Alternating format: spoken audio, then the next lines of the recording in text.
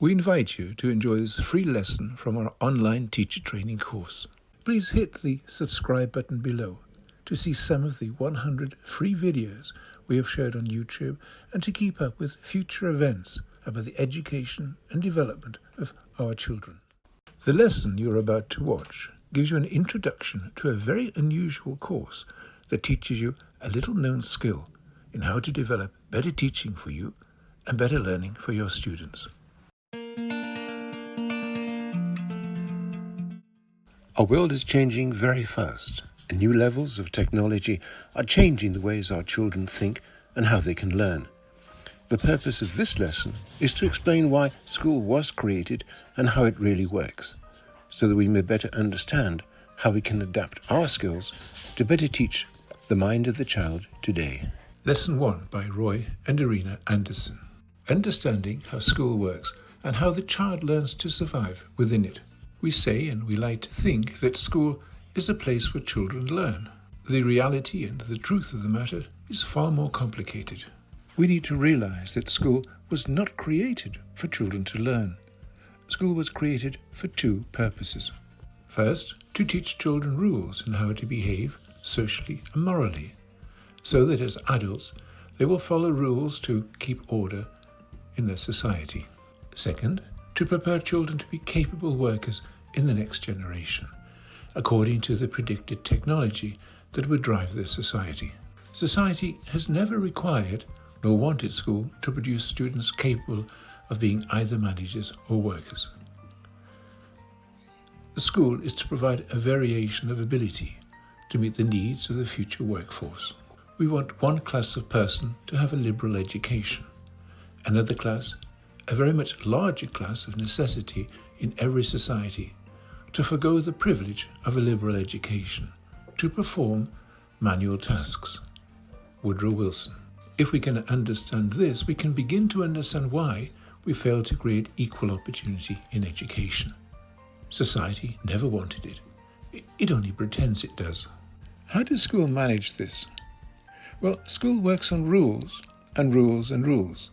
Students who keep up with these rules go to university to become managers in society and industry. Students who don't keep up go straight to work or an education preparing them for work and to be less capable citizen workers. School is a weeding out process. This weeding out is based on quality of language skills, ability to keep focused on the steady build-up of rules, and character to avoid distractions. School is really the survival of the fittest. The school system is designed to actually reduce the creativity of children, to manufacture a range of ability, not to develop it. Educationists, psychologists and parents little realize where their efforts to give all children a better and more equal education, and so opportunity in life, are designed to fail. How does school rob children of their natural genius to be creative? As a child moves through the many years of their schooling, they're given more and more complex rules to learn. As they struggle to understand the meaning of each new rule, and so how to think with it, a new direction and control is imposed upon them in how to tackle information.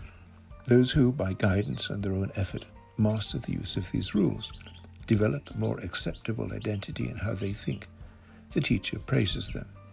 With the confidence of success, they strategically adapt their knowledge of these rules to creatively explore.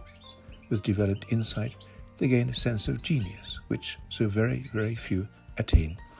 NASA tested 1,600 children. Before school, 98% scored a genius level to questions asked. After 5 years in school, this fell to 30%. After 10 years, only 12% showed genius responses, and after they all finished school, only 2% displayed a genius level. How could this be explained?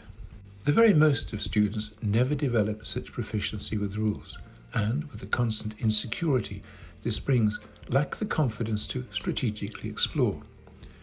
They become ever more a part of the unrecognizable grey mass, who show less and less sparks of enlightenment as the years pass. As each struggles to adapt to the way of thinking each new rule brings, so they struggle to maintain their understanding of who they are. because whatever they do, it has their personality weaved within it. Ever wary of the constant assessment made of their ability to show proficiency with a rule in the presence of the teacher and in a highly competitive environment, where others are ready to criticize them, the child's courage to question and correct what they did not understand is tested. Such is how the child moves through their education. So, and despite 100 years of ideas to improve student learning, from Dewey, Watson, Piaget, Bloom, to Gardner's multiple intelligences and now learning styles, student ability has not really improved. In fact, as we see in The Illusion of School, most children today would fail a standard examination of 100 years ago. So we still have one or two who understand the whole lesson, one or two who seem to understand nothing, with the rest wishing they were like the best, but never fully understanding what is happening in the lesson.